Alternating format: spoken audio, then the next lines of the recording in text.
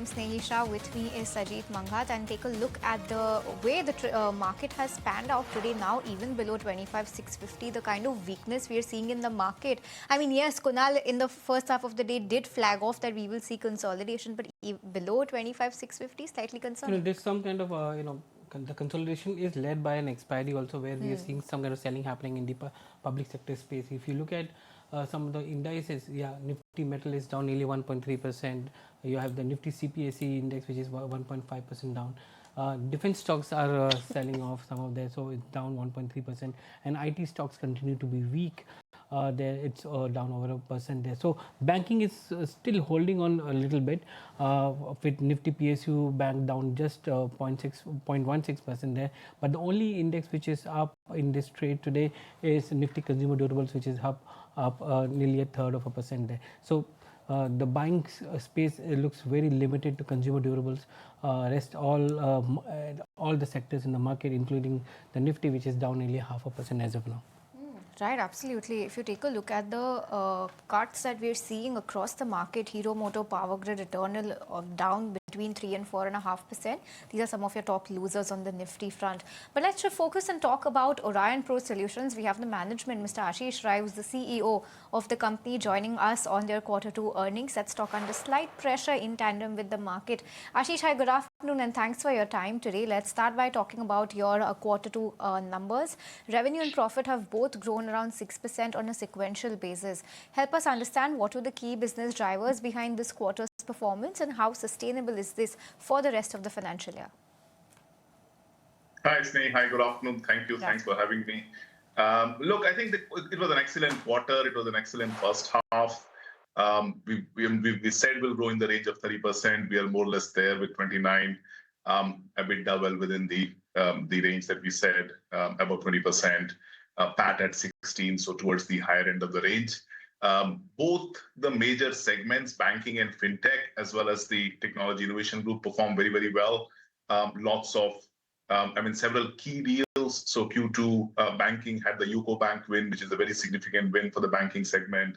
Sort of establishes us as the partner of choice for most large banks in India when they're looking at bank transformations, transaction banking transformations. On the TIG side, again, MMRDA, the wins that we had, line 4A, is the largest win we've had, 250 crores, the largest win in our history.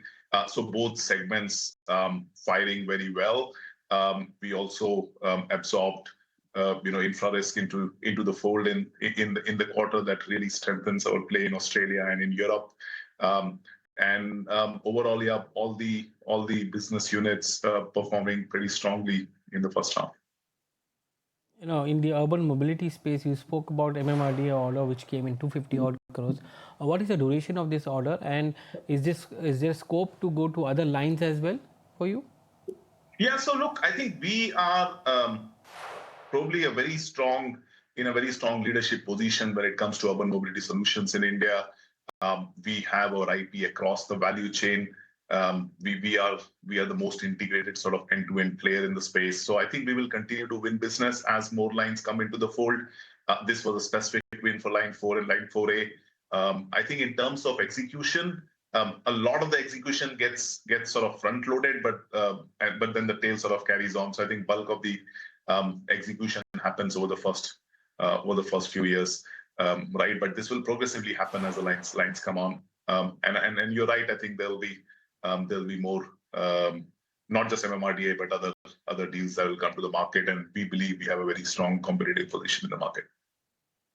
That you're sitting on at the end of second quarter. The order book? Yeah. Yeah, the order book now is north of 1,500 crores, which I think is a good, healthy order book. It gives us good visibility over the next at least 4 quarters. Business. And what component of this order book has AI inbuilt in it? Because I saw your release where you're talking about providing AI native solutions as well. AI is a pretty significant component of the software stack, at least now for us. We intend to lead when it comes to AI native applications on both sides of our business, but especially around banking software, where we come in with intelligence interventions planned all through the application workflow, and sort of reimagine what the application would be like, right? As we step into this age of sort of intelligence, so to say. And on the other side, we also have a very mature enterprise AI stack, some very cutting edge research out of our labs in Mumbai and in London and Paris. You'll see some of that research coming out over the next few weeks as well. So extremely strong on both sides of AI, both the AI native applications as well as the enterprise AI stack that we work with a few strategic partners on.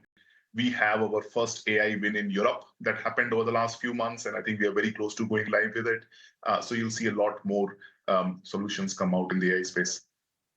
The revenue guidance for FY26, are you going to, is there an increase in guidance for you there? No, we will not materially change the guidance in either direction. I think, Sajid, the way to look at it is we have a sweet spot around the growth. Of course, it's very hard to be very precise in terms of 1 or 2% when it comes to sort of the pace at which we've been growing. We are the only technology player in India that's been growing at 30% plus now 4 years in a row, probably the 5th year this year. Right. So I think we will continue to grow strongly. There is no need to change guidance. We will be in the range of 30%, give or take, right? And I think we'll continue to execute strongly as we go into the future. Okay, Ashish, thanks so much for your time today. Thanks for joining us and good luck for the quarters to come. Good to be chatting with you. Thank you. Okay, let's refocus and cut into the M&M earnings call where you have the CEO, Anish Shah, in conversation right now. So one of the issues that we had as we continue to prune our portfolio and continue to maintain that discipline, this is an exit that was important and that has been completed. And there you see market share of 43%, up 50 basis points year over year, and farm machinery revenue on a very good clip now. Up 30% at 330 crores for the quarter. So on track again for strong growth and starting to deliver what we've expected that business to deliver. Overall PAT growth, as I mentioned earlier, 54% year over year for the same quarter. Mahindra Finance, tractor disbursements are up 41% and has gained share in that space. NIM improvement, 47 basis points.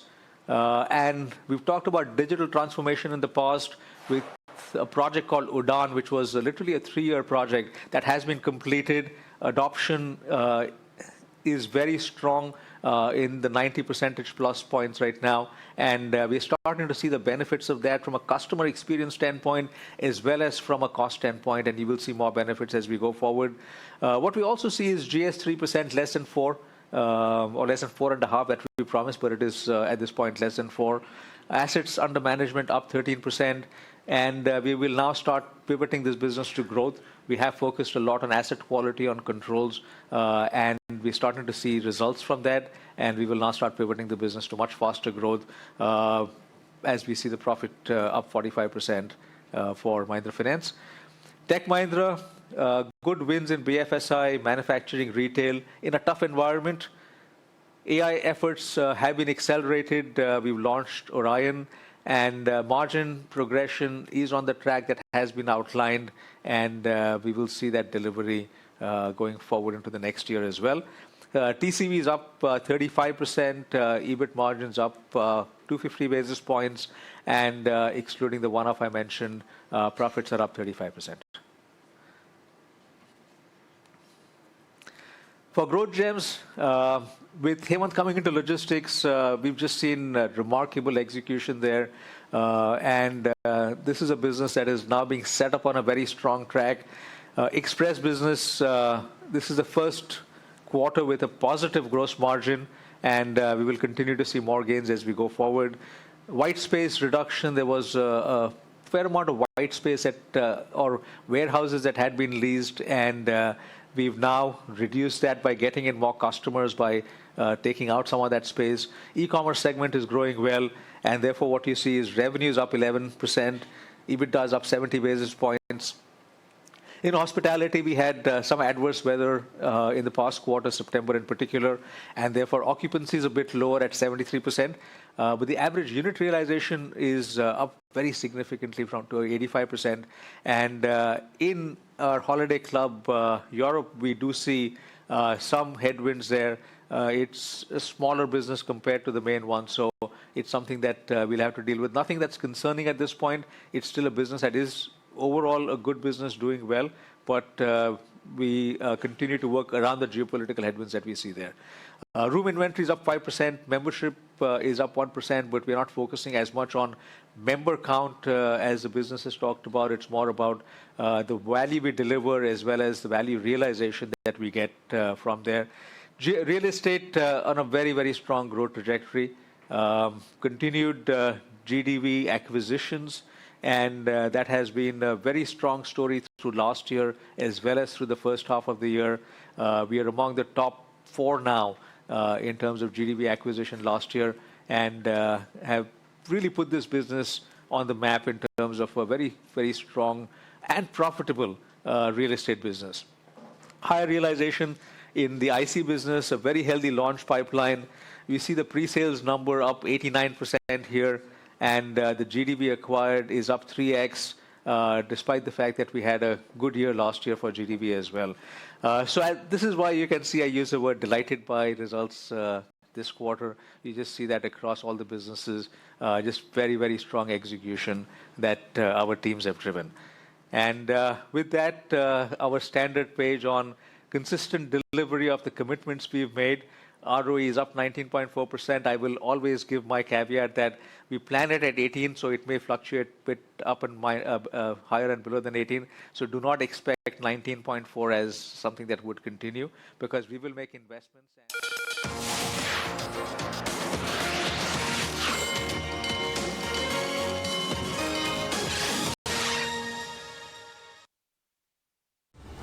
In association with Bank of Baroda के संग त्योहार की उमंग. Down about 3% and down 4% for Hero Moto as well. In fact, now we're even below that 25,600 mark, and looks like we're going to struggle to hold on to that, 25,650 mark, and looks like we're going to struggle to hold on to 25,600 too.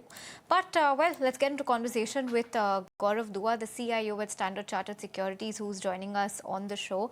And Gaurav, hi, thanks so much for your time. Good afternoon, good to be speaking with you today. Lots to talk about in terms of where the markets are headed right now, which sectors are trying to do the heavy lifting and the others that are trying to do the heavy lifting but failing.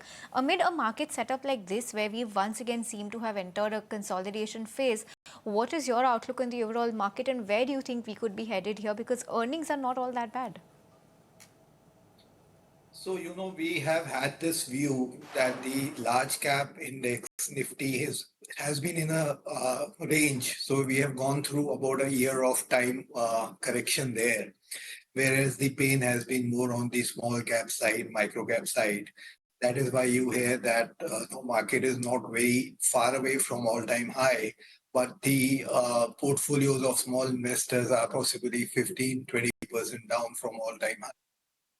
I think that's something which can go on for some more time, where the large caps will outperform the small and the micro caps. Weakness coming in IT stocks and metals. What's your view on them? So basically on IT, we have basically neutral weight. We believe that we have seen a very, very good bounce in the IT stock in the month of October. And from here, yes, we don't see a big downside risk. However, in the short to medium term, we also see any distinct triggers for the upside. So we believe that the mid cap select IT stocks will do well. Otherwise, overall, as a sectoral bet, I think IT will remain a laggard. Companies Mahindra and Mahindra and SBI came out with their earnings. You have a take on the earnings? So I will not be able to speak on individual stocks, but overall on a public sector banks, if you see, we are quite positive there.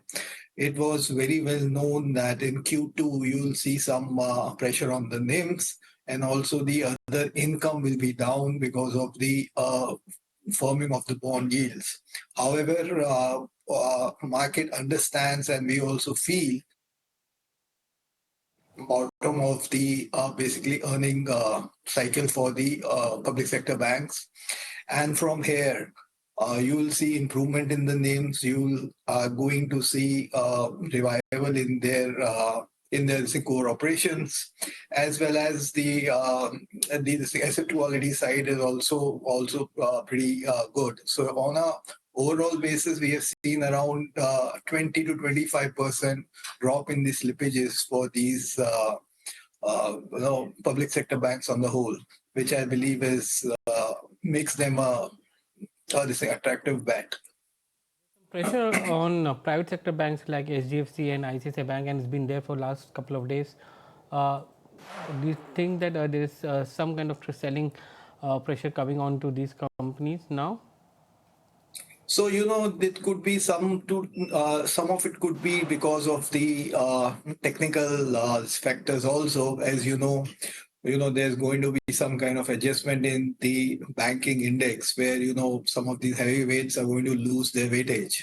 So that could be one of the reasons behind the short-term selling kind of pressure in HDFC or ICICI Bank. But overall, we this will continue to remain this positive on the private banking. Cap of 20% per index stock, right? That's what you're talking about. Correct. And you think that there could be a balancing which is happening ahead of that by some of the passive funds, or is it the active funds which are? That I think could be.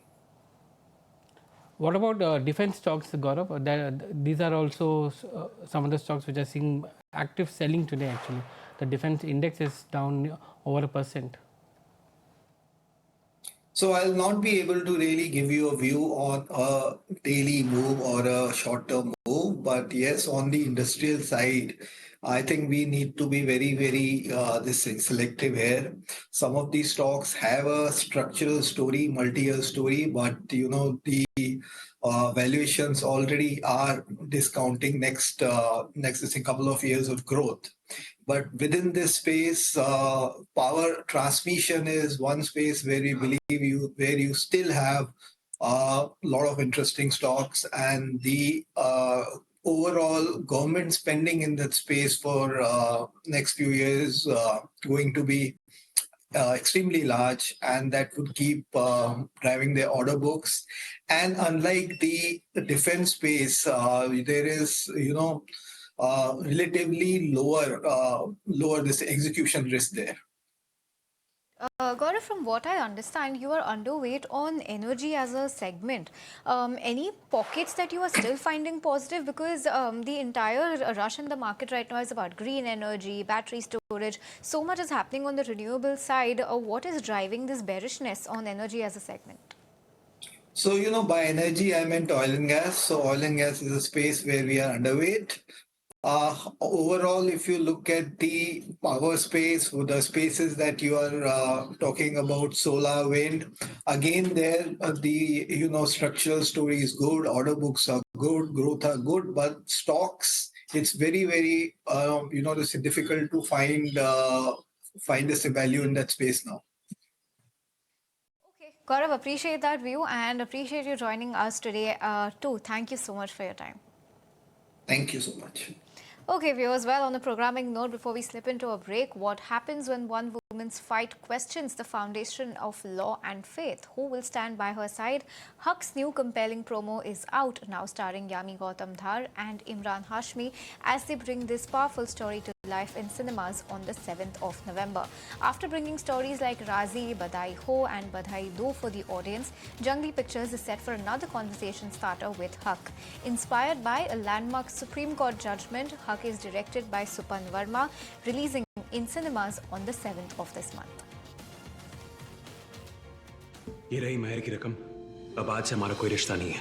हमारे 3 छोटे बच्चे हैं, महीने के खर्च पर बात हुई थी, अचानक पैसे देना बंद कर दिया। मुस्लिम पर्सनल लॉ और सेकुलर लॉ को आप एक दूसरे के खिलाफ खड़ा कर रही हैं। एक सांस में 3 बार तलाक लेना कैसे सही हो सकता है sir?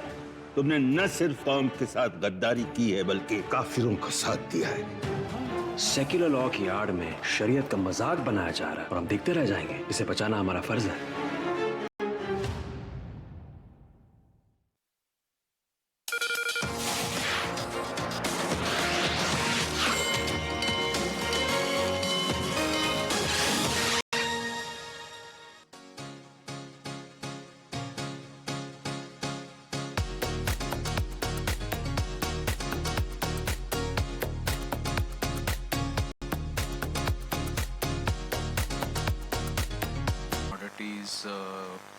Through the quarter, but we were able to offset that with some of the other cost management.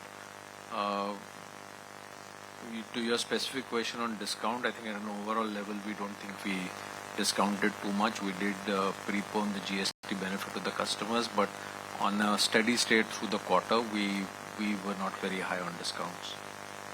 Thank you. Too high in SUVs and the tractor guidance as well. Any changes? Yeah, so we will stick to the guidance of mid to high teens in SUVs for us. On tractors, we are increasing the industry guidance or the industry outlook. We were at a single digit or mid to high single digits earlier, which we're increasing now to low double digits. That's great. Just one quick question. Just to clarify, for the full year. For the full year. Well, Anish, congratulations across the board for M&M Group. We have seen a very strong performance. Some of your businesses are definitely showing the breakout, the word you used. But I just have one question regarding RBL Bank, because it's a bit of a flashback. I think 2 years back we were in the same room where everybody was questioning that why investing into RBL Bank. And now we have seen so much happening over there. I know it's a very small part of M&M, it's just a 3.5% stake. I still remember you said that it can go higher to like 9.99 to be precise. Now that there's a change of hand, we have that big player entering. What are your thoughts? What are the plans? So I am still confused, Srishti, as to why this is such a favorite topic for the media, but so be it. We've said that one of the primary reasons was that this would be a treasury investment. The returns we've made on the treasury investment are fantastic, as you've seen already.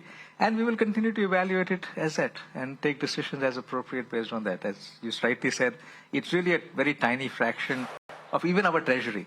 It's not even, there's probably 1% or somewhere in that range of our treasury. So it's a very tiny fraction. And we'll continue to evaluate it as it. Okay, Rachna, hi. Okay, shifting focus from one earnings to the other, let's go across and cut into the press conference of SBI, where Chairman C.S. Shetty is currently speaking to the media. Invite our esteemed Chairman, Shri Challa Srinivasulu Shetty sir, to address the media and present a comprehensive overview of SBI's financial performance for Q2, financial year 26. Over to you, Chairman sir. Thank you. Good afternoon, ladies and gentlemen.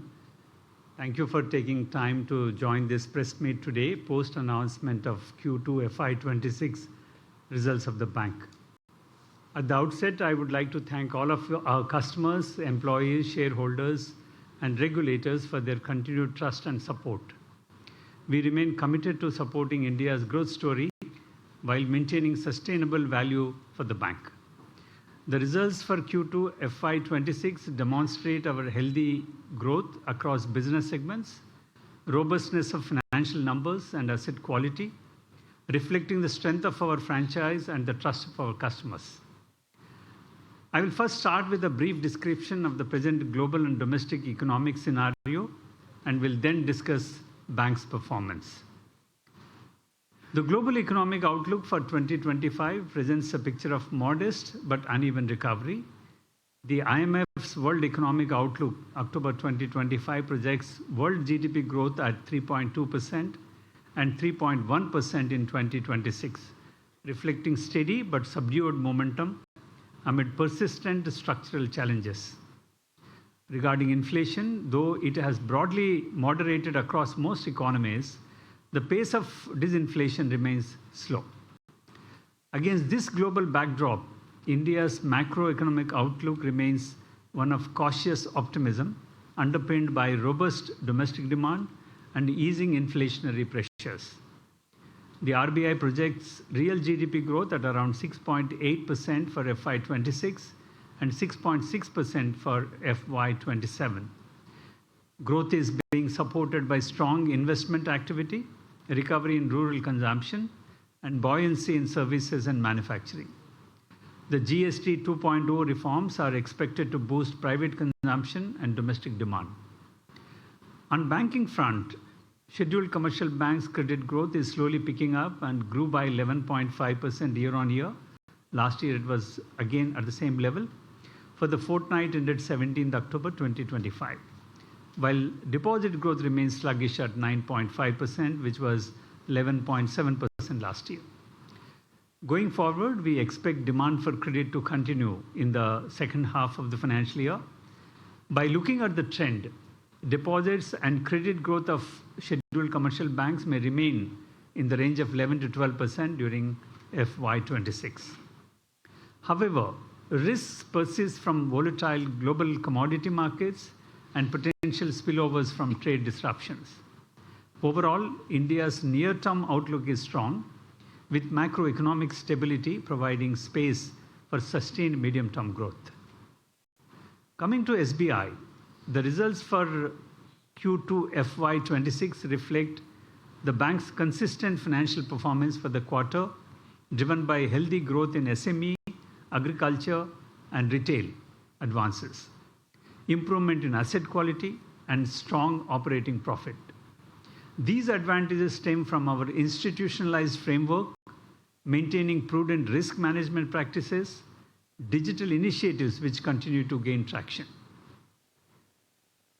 I'm happy to share that our total business has crossed 100 trillion rupees for the first time, and this shows the customers' trust in us. In fact, I would like to say that 100 trillion does not sound great. It should be 100 lakh crore rupees. Then only it sounds heavy, right?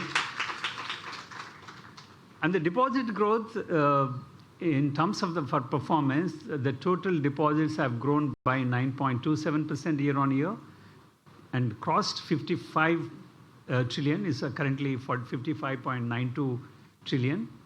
Term deposits have grown by 9.91%.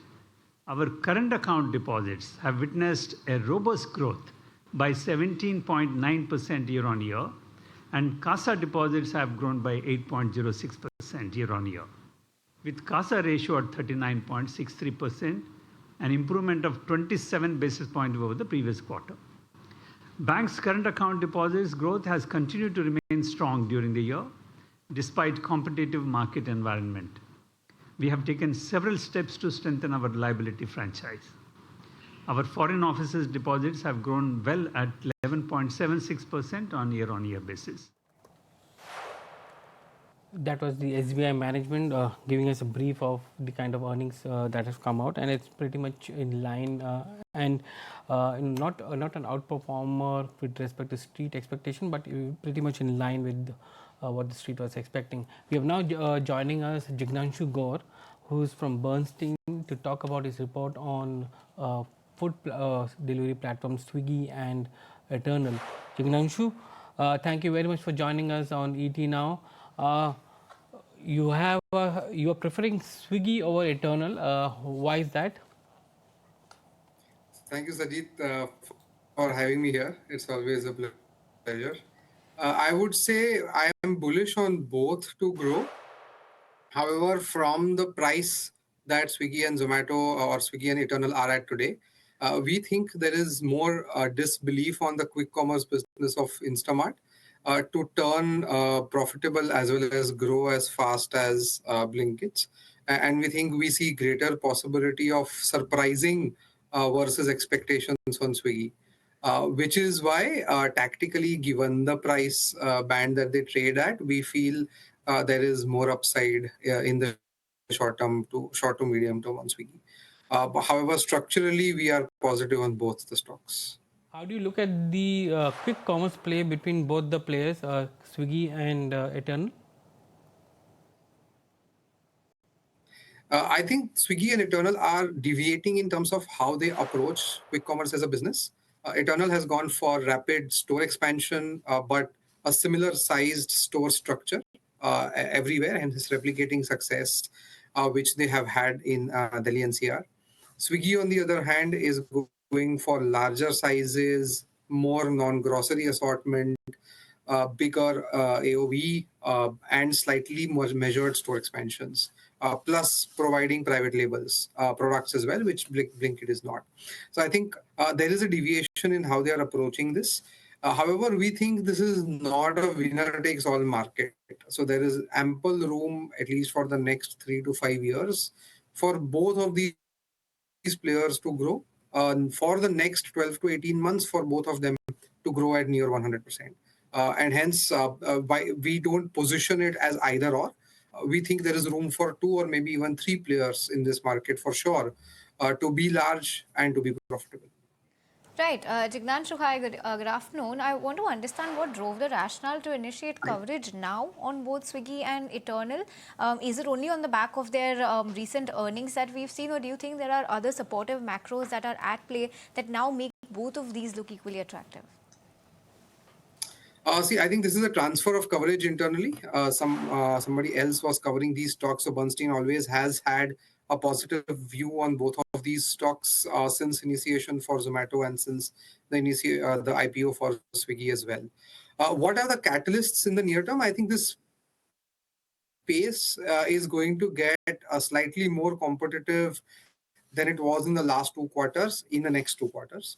Given that Zepto has announced a fundraise, given that Swiggy has announced its plans to do QIP, as well as in the latest results, we saw the aggression from Reliance Retail as well on growing their quick commerce business.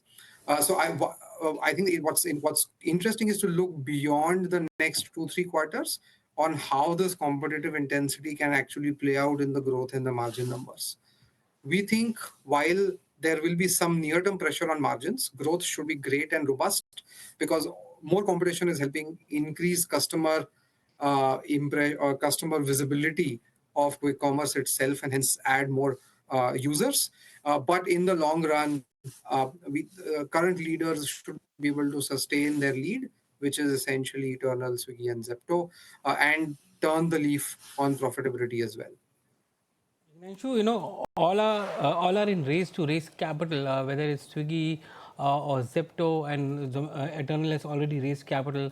What about profitability? According to you, when will both of them be profitable? I think Eternal has been very close, especially on its quick commerce business, very close to profitability for a while. They have chosen to reinvest that in growth versus driving profitability. Swiggy is a few quarters behind, maybe 6 to 8 quarters behind on the profitability curve, given that its business is younger and smaller versus that of Blinkit. Today, we feel the right metric to look for is growth and unit economics at store level versus looking at corporate level profitability. Swiggy has guided towards a contribution margin profit for in Q1 of next fiscal year. And I think that is where they will be tested for. Slippage there would be costly. We think they should be able to meet it. Blinkit contribution margin is already profitable. I think just EBITDA profit is probably a few quarters away given the competitive intensity. But I think today, given the size of the prize and the investments that everybody else is doing, we measure growth. We measure their economics at a store level if they are in the right direction to cover their fixed costs, rather than focusing on EBITDA profits, especially given the amount of cash that both of them have. Jignanshu, appreciate your time and thanks so much for sharing your outlook on both of these big players, Swiggy and Eternal. Thanks so much. Thank you. Always a pleasure. Thanks so much. Okay, on that note, we'll slip into a very short break. Now, on the other side, we'll interact with the management of Alembic Pharma. So be right back. Please stay tuned.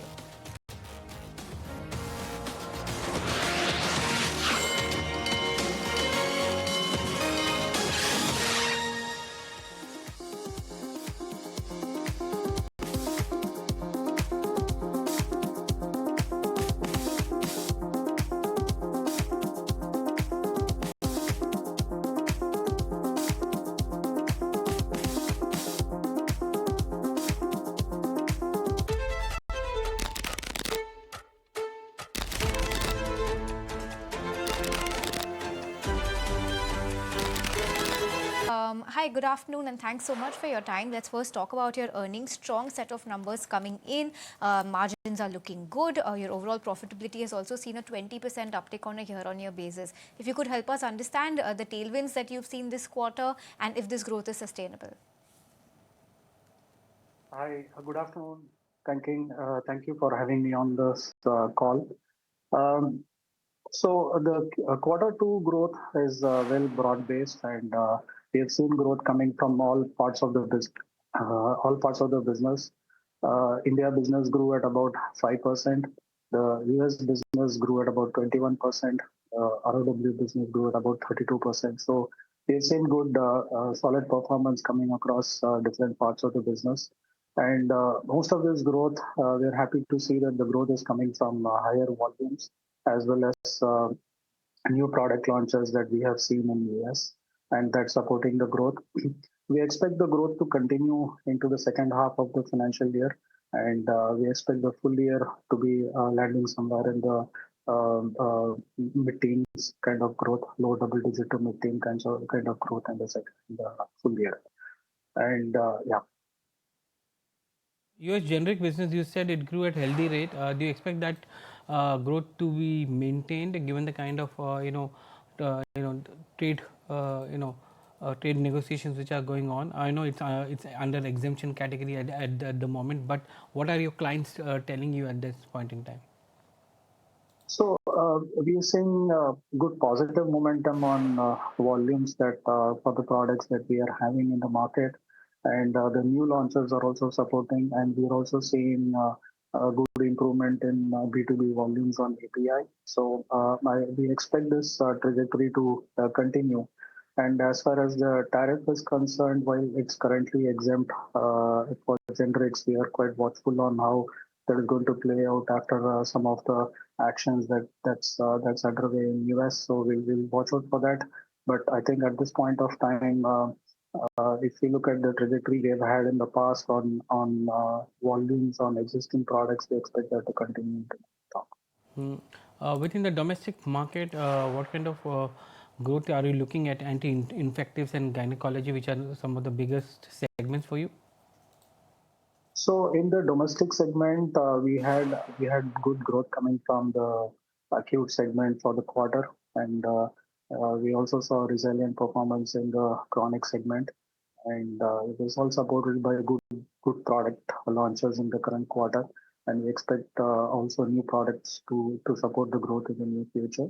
Apart from that, we've also looked at operating effectiveness across the business in the domestic side, where we have strengthened the field force with a lot of digital initiatives, which helps us track the performance, and several other operational initiatives, which helps us to improve the field productivity. I think that should support the growth in the second half as well, in line with the market. Okay, and if you could help us understand what the new launch pipeline looks like for the rest of the year, anything in the works right now, or any ANDAs that you are currently waiting for? So we did have ANDA filings in the US, and our product pipeline looks good, and we expect the filings to continue into the second half of the year as well. And in the first half, we launched about half a dozen products in the US, and we expect similar sort of launches to happen in the second half as well. And like I said, the growth in US is supported from two aspects. One is about the volume growth on existing products and as well as the new products. Second, the second quarter we had good support from new launches that we had, and we hope that will continue into the second half as well. And how do you see your R&D expenses going forward? The R&D expenses were close to about 10% for quarter two, and it's somewhat similar to what we have seen in the past, and I think we will maintain it at that level considering the pipeline we are working through, and also the balancing of pipeline that we're doing across different modalities around beyond oral dosage. So we have invested in peptides as well as injectables, so that should support the future launches beyond the current year. Which are expected to come in the next quarter or two? So the R&D spend will continue to remain at similar levels for the next quarter. New products which you may be launching in the current quarter in Q3 or Q4? Yeah, so like I said, we had about half a dozen launches in the first half. So we expect the launches to be at similar levels into the second half, maybe slightly higher, and that should support the growth. And typically, you wouldn't see growth coming all of in one quarter as an impact. So it should phase out over a period of time, and that's what we expect to support the growth in the second half as well as into the next year. Okay, and your gross margin guidance that you had spoken to us last time when we interacted between 70 and 75%, is that still intact? It is, and quarter two we were intact in that range. I think we were about 74%, and we continue to hold on to that where we're comfortable in the range of 70 to 75% in the second half as well. Okay, Krishnan, on that note, we'll let you go. Thanks once again and congratulations on a very strong quarter. We hope to interact with you next time as well. Thank you so much. Okay, on that note, we'll slip into a very short breaks. That was the management of Alembic Pharma. That stock doing very well after a strong set of quarter two numbers. But we'll slip into a very short break and be right back on the other side.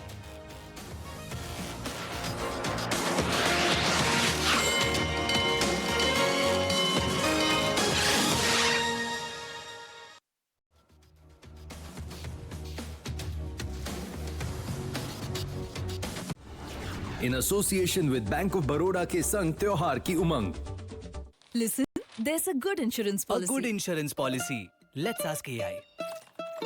A policy in which premium payment is limited but provides income for lifetime. LIC Jeevan Utsav. A policy with whole life insurance cover also. LIC's Jeevan Utsav. Seeing deep cuts. Yeah, so I think that's the bigger concern for the markets, and we were discussing this in the morning that there could be a more consolidative phase where the index could retrace back towards 25,500 mark. I would believe maybe another 150 point retracement could be due for the index in the next couple of trading sessions before we try and come back into a neutral territory in terms of indicators. The premium has reduced from 180-90 points to I think today broadly 110 odd mark for the Nifty futures. So that tells you that we are looking at settling in terms of the index futures range for the Nifty at current levels. Broadly, the weakness in the larger cap names is a big concern for the markets, and that tells you that the markets are not getting ready for a breakout anytime soon, at least with the kind of large cap names. Today, for example, the four major larger cap private sector banking names, HDFC Bank, ICICI, Axis and Kotak are, all four of them are contributing almost 275 to 295 points on the downside for the Bank Nifty as compared to a 250 points cut on the Bank Nifty. So that tells you that the weightage of selling in the private sector banking stocks is actually impacting the near-term trend for the indices.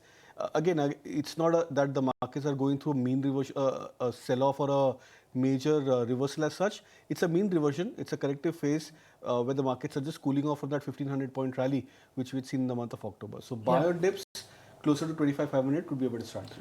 In fact, Bharti, Titan, M&M, Bajaj Finance and SBI, these are the top gainers and holding on the index so far. But HDFC Bank, as you said, Infi, ICICI, Eternal, L&T, these are some of the draggers for the Nifty 50 today. Yes, absolutely. So it's really interesting that only 7 names out of 50 right now in the Nifty pack are in the green. You have everything else that's under pressure. And like Kunal was highlighting, Kunal, there have been days where the Nifty is under pressure, but Bank Nifty is doing all the heavy lifting. That show of strength is not there from private banks, but PSU banks, select ones, of course, on the back of the SBI numbers, SBI, Union Bank, Canara, they're doing pretty okay. Is that a safe pocket right now? Yeah, it seems to be a safe pocket, but Sneha, what happens is many a times traders get overbought into certain kind of stocks and sectors because they believe that the momentum would keep on continuing. But then the question is for how long, at least over the near term, and there's got to be a point where there could be a knee-jerk mean reversion for many of the PSU banking names. So it's just that from a short-term trading perspective, traders who are looking at a buy on PSU banking stocks, they have to be a little bit more selective, if not in terms of the PSU banking names, at least try and lighten the position size over here because that could be a better strategy.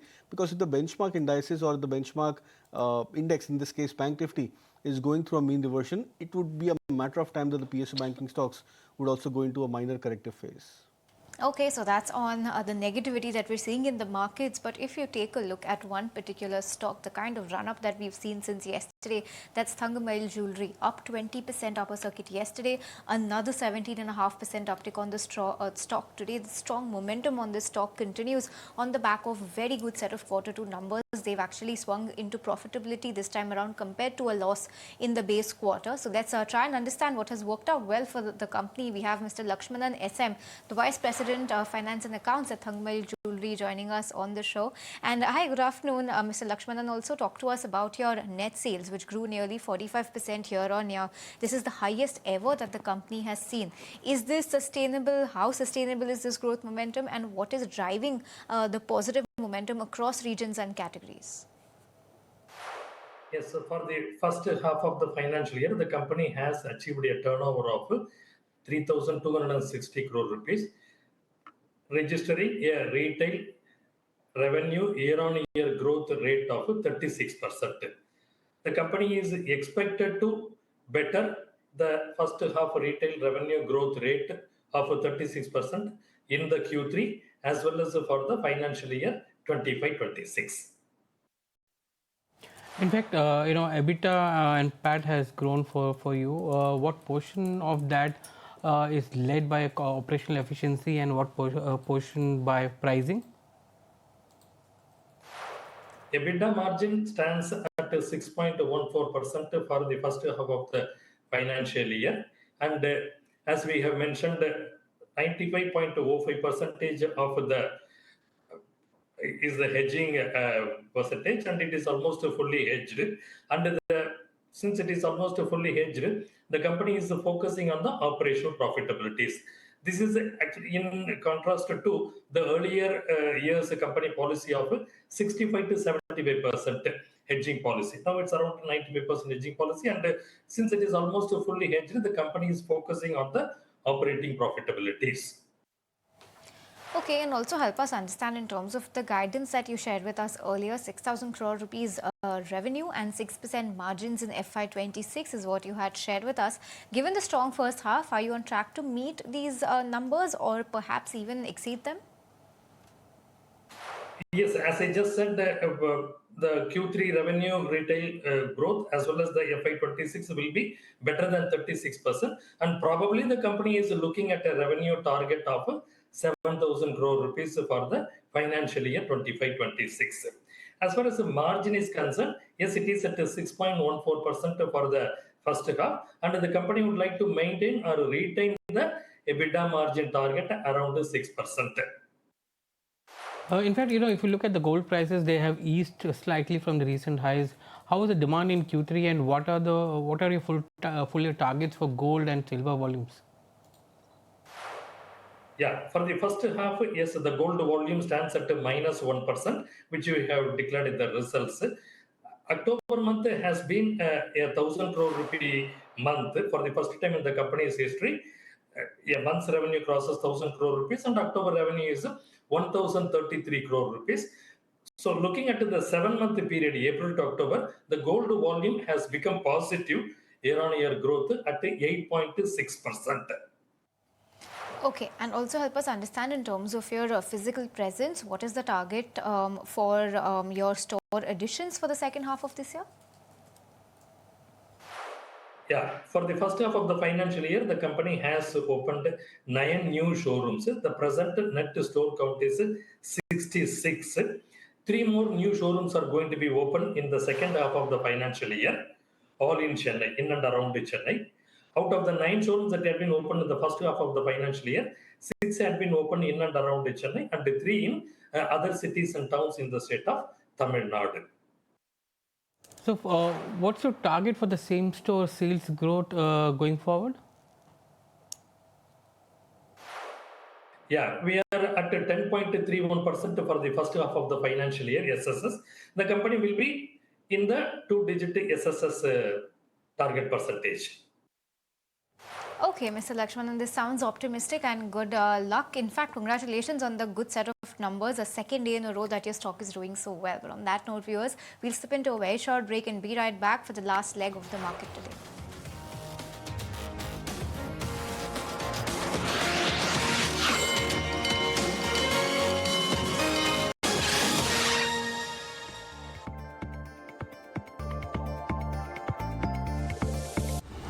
In association with SBI, best है सबको पता है.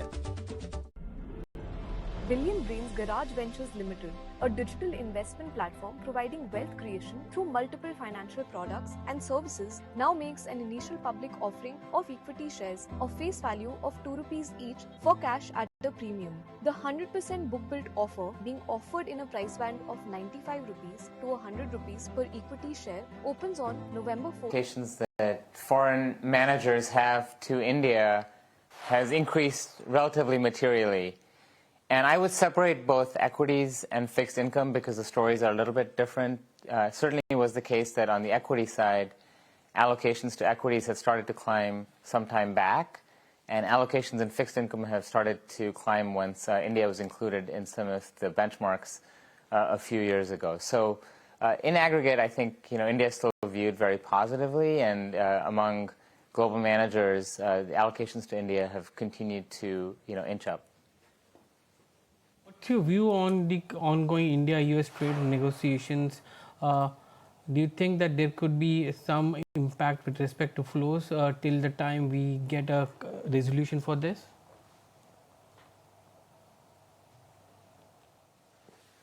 It's certainly possible, but most investors who are investing with a long-term view generally, price in these types of events well in advance. And so I would say that to the extent that there are people on the sidelines waiting to come in, that's probably not long-term money anyway. And going back to your earlier question, I think the reality is that the long-term money, the trend continues to be positive, whether or not the timing of those trade negotiations are completed soon or later. Good afternoon. Let's talk about the exuberance that we've seen in the primary market. Now, the secondary market continues to be slightly choppy, but the kind of action that we're seeing in the primary market, do you believe this kind of action is warranted, or do you believe that there is some overbuying happening over here and there is some cause of concern?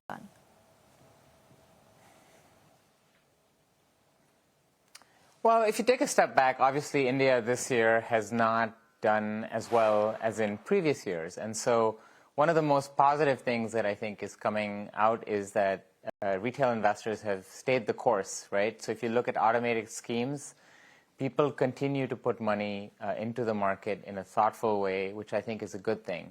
Now, with IPOs, do you tend to get some degree of euphoria? Do you tend to get some people who are chasing performance? Absolutely.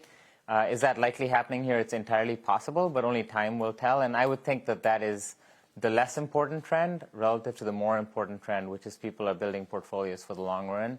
And investors in India have been relatively resilient in the way that they are putting money to work, through vehicles such as SIFs. Okay, and Kunal, also help us understand the impact of everything that's happening on the geopolitical front. Yes, there is more certainty now in terms of the trade deal between US and China, but on that same note, India still continues to face some uncertainty with the trade deal with US. Where do you think that narrative could go, and how could that impact the way the world views India? Yeah. Well, I mean, that's very big and difficult question to answer, but I think really what you want to focus on is, should investors care about it or not? And the reality is, if you're an investor and you'd gone to sleep 18 months ago and you were to wake up, today, for the most part, if you looked at markets, not much has changed, even though there's, in your terminology, been so much geopolitical noise. And I think the lesson there is that while the noise is interesting in the short term and maybe has some impact on year-to-year performance or year-to-year outcomes, if you're a long-term investor, it does not matter. And what you really want to do is you want to build wealth by staying the course, by having a diversified portfolio. And so what I would say is, based on the pattern that you're seeing with country by country, these deals are getting done and sorted out, one has to expect that India and the US will likely also come to a deal sooner or later. But I would submit that if you're a long-term investor, it probably doesn't matter to your calculus. Kunal, how do you look at some of the passive funds coming into India? I mean, you spoke about the fact that there is two different ways to look at it. One is equities and the other is the fixed income. With such global turmoil happening, and there's so much of currency fluctuations as well. There is the dollar returns which are which are coming into play here. So how do you see India in the overall basket of emerging market, like a China or a Korea or a Taiwan? Yeah. Yeah, I think the currency part is definitely trickier. And if you're a dollar-based investor, it certainly introduces another element of risk that probably did not exist if you're, let's say, a local investor. And what I would say is, back to your earlier question about trade and the settlement around the tariff talks, I think that provides probably a clearer path for the currency. And to the extent that currency is weighing on investors' minds and is a mitigating factor in whether they choose to invest in India or not at this point, I would say that if the trade talks do get settled, that becomes an easier thing for those who are concerned about the path of the currency. Because you're right, it's kind of been an interesting year. The US dollar has weakened against many major currencies, but obviously that has not been the case against the rupee. And that clearly reflects the fact that the trade talks have had some impact in this context. Kunal, it was a pleasure talking to you today. Thank you very much for joining us. Kunal Kapoor, CEO of Morningstar. Their India conference is underway today in Mumbai. Thanks, Kunal, for joining us today. Okay, so then let's focus and once again pivot back to the market. Markets are looking as weak as ever now, 25,597, a 160-point cut on an intraday basis. It's Hero Motor and Power Grid that are leading the losses, of 4% cut coming from there. But also want to see what's happening on the broader end of the market, because remember, in the first half of the day when the market opened, your advance decline ratio was very steeply in the favor of the advances on the back of some strong mid-cap earnings coming by, and that has entirely changed direction. It's the declines that are now much more stronger than the advances, and it's actually names like Blue Jet Healthcare, 10% lower circuit. You have Home First, NetWeb, Ather Energy. Remember, the lock-in period for that one also open, so that stock is in focus. Hero Motor, NCC, PVR, Inox, all of these stocks are under immense pressure. So that is the pocket of stocks that is leading to a decline in the overall markets. But Kunal, your outlook on Nifty Metal, because remember, maybe a week or 2 weeks ago, the kind of run-up we saw on metals, all of that seems to have been sold off. Hindustan Copper lower by 3%. Your take on that? Yeah, it's still a strong trending breakout for metal stocks. Yes, it's gone through a mean reversion like many of the other sectors have gone through, but I don't see this as a major change of trend, at least as of now. Till the time we don't break below some critical support points for the key indices, I would believe that this dip could be more of a zone or an opportunity where traders could start positioning themselves in terms of individual stock themes. Now look at the way many of these stocks have broken out. You saw Hindalco looking very strong from the entire metal pack. That trickled to the other names. Tata Steel managed to come back to 185-87 mark in the last couple of days when the stock was at its peak in terms of momentum. SAIL was one of the few stocks which managed to come back into a breakout after months of underperformance. Vedanta, I think, has managed to scale past above 500 levels, which has been a huge hurdle point. Now, when you see such kind of a texture, where many of these metal stocks are breaking past above their previous lifetime high levels or 52-week highs, as the case would be, that generally is an indication that we could be looking at a much more stronger trend for the entire metal sector. So, and in a phase, in an uptrend, it's never linear. You are bound to see phases where these stocks go into a correction. I believe that a very similar phase of a minor correction is getting in place for the metal stocks, but on dips, I think traders could look at a buying opportunity. There are a lot of stocks which are buzzing today. I mean, the market benchmarks may be down. You have Tangamile, which is up 17%. You have 3M up 17%.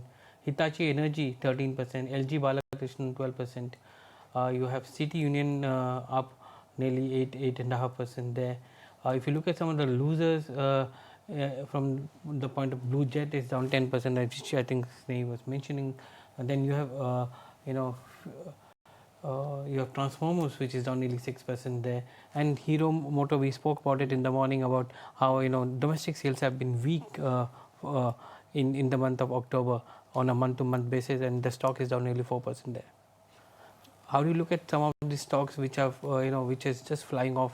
Some of the power and capital goods is something which is up today actually. See, so look at this way: the markets are reacting almost precisely with respect to the results which are being showcased. So stocks which are delivering strong results, the likes of Thangamel, etc., I think are the ones where the markets are rewarding with both hands, where you're seeing a phenomenal uptrend, and the ones which have shown slight disappointment, markets are going through a phase where these stocks are correcting as well. Case in point, whether it's the higher expectations which was built for the likes of Maruti, or underperforming numbers from, for example, from the likes of Hero MotoCorp.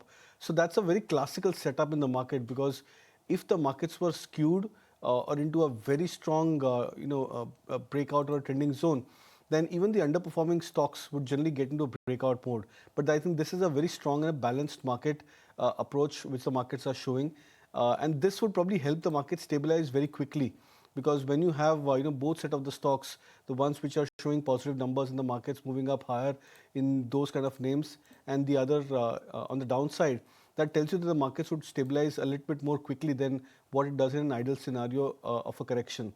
That's why I would believe that one should look out for classical themes over here, and sectors and stocks which have managed to give big breakouts. They are the ones where I would believe that the trend would continue. So you have to just try and position yourself in terms of buying these stocks when they come back into key retracement support, rather than expecting that this would be a reversal of sorts for these stocks. Okay, so that's the take on some of the stocks that are doing well. But Kunal, about 4 minutes left from market close. As we wind down, any quick thoughts on how the Nifty could close on this expiry and open on the next on Thursday? Yeah, so I believe that over the next couple of days, the consolidation will continue for the indices. I don't see an immediate rush in terms of buying which is there in the indices, at least from the short-term traders. Even the put-call ratio is flattened out to 0.8, 0.9 for the Bank Nifty, and closer to 0.9, 0.1 for the Nifty. So that tells you that we are in that phase of slight neutrality for the indices. So this consolidation would continue for the next couple of days. The breakout point, which I think one should be waiting out for the from an index perspective, should be 25,750 mark on the spot levels. If we break past about those levels, say in the next couple of days, post the holiday tomorrow, then I would believe that we can come back and regain some very strong bout of momentum. And outlook on banks, could those perhaps find some strength on Thursday? Difficult to say that, saying at least as of now, because the selling is still very intact for many of the private sector banking names, and it doesn't look like that the selling is stopping, very soon for these names. The fact that these stocks are showing those intraday minor bounces and then creating a fresh low for themselves indicates that it's more of a sell on rise for the private sector banking names. So broadly, after a correction, these stocks go into a phase of consolidation. That's where we try to anticipate that the stocks have formed a bottom. Those signs are not yet visible as of now for the private sector banking names. Some of the sectors, auto, Mahindra numbers been good. How is it looking after the earnings? Do you think that there would be much more buying coming in for this counter there? How is it looking on the charts actually? Short term wise, yeah, Mahindra is looking okay. But when I look at this on the monthly charts, it just gives a sense that the stock is entered into overbought territory. So would be not very bullish on the stock. Okay, and that's M&M today, 0.8% higher. Nifty though, 0.6% lower, 25,600 is where it is not even maintaining to hold over there. It's not there, so that's slightly weak over there. Sensex 0.6% lower. It's the advanced decline ratio that has taken a very drastic turn towards the declines today, and that is the reason for the underlying weakness in the market. Want to take a look at what the Nifty mid-cap and small-cap are doing given this shift in the advanced decline ratio. Mid-cap is lower by 0.4%, so slight better than the benchmark, but small-cap, yes, it's leading the losses, 0.8% lower over there. Overall, today it's PSU banks that have managed to hold on to the least losses. Union Bank, SBI, Canara Bank, SBI after its numbers continues to hold well. It's Nifty Metal that's the top sectoral loser today with Hindustan Copper. You have Adani Enterprises on the back of its earnings and that fundraise announcement that's lower by another 2.5%. Nifty IT continues to be under pressure, a 1% cut over there with Coforge, LTI, Persistent, all of those under pressure. Nifty Auto, although M&M is in the green, up 0.8%, the overall auto pack is under some pressure with Bajaj Auto, Maruti, Eicher, Bharat Forge, all of these stocks under pressure.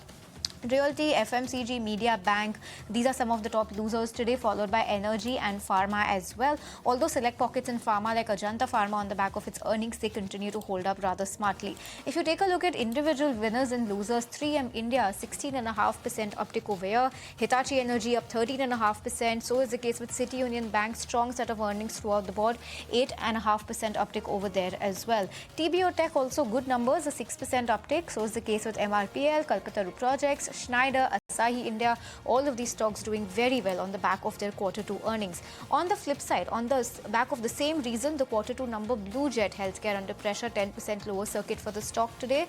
Transformers Rectifiers another 6% lower, Home First Finance, NetWeb Tech, PVR Inox, Wockhardt, Bharat Dynamics, CDSL, all of these stocks are under a lot of pressure. Some of the earnings that we did receive in the last leg of the market, Escorts Kubota, a downtick in their EBITDA overall, that's keeping the stock under pressure, a 1% cut over there. Gateway Distriparks, Greenply, all of these stocks that came out with their earnings, including Alembic Pharma, that did very well, a sharp 6% spike on that stock towards the market close. But well, yes, this is how we have shut shop as we slip into a market holiday tomorrow and come back on Thursday. 25,587 on the Nifty, failing to hold on to that 25,600 mark.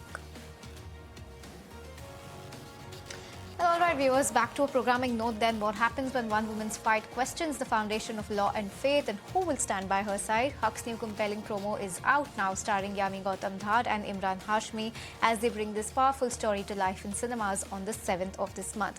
After bringing stories like Razi, Badhai Ho, Badhai Do for the audience, Jangi Pictures is set for another conversation starter with Huck.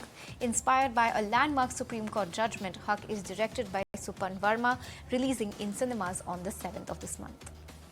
ये रही महर की रकम। अब आज से हमारा कोई रिश्ता नहीं है। हमारे 3 छोटे बच्चे हैं। महीने के खर्च पर बात हुई थी, अचानक पैसे देना बंद कर दिया। मुस्लिम पर्सनल लॉ और सेकुलर लॉ को आप एक दूसरे के खिलाफ खड़ा कर रही हैं। एक सांस में 3 बार तलाक लेना कैसे सही हो सकता है सर? तुमने न सिर्फ कौम के साथ गद्दारी की है, बल्कि काफिरों का साथ दिया है। सेक्युलर लॉ की आड़ में शरीयत का मजाक बनाया जा रहा है और हम देखते रह जाएंगे। इसे बचाना हमारा फर्ज है।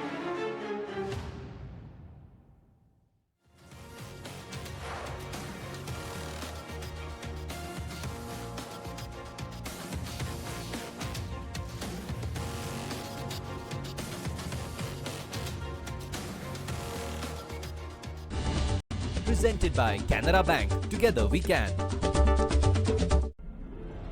Brilliant Brains Garage Ventures Limited, a digital investment platform providing wealth creation through multiple financial products and services, now makes an initial public offering of equity shares of face value of ₹2 each for cash at a premium.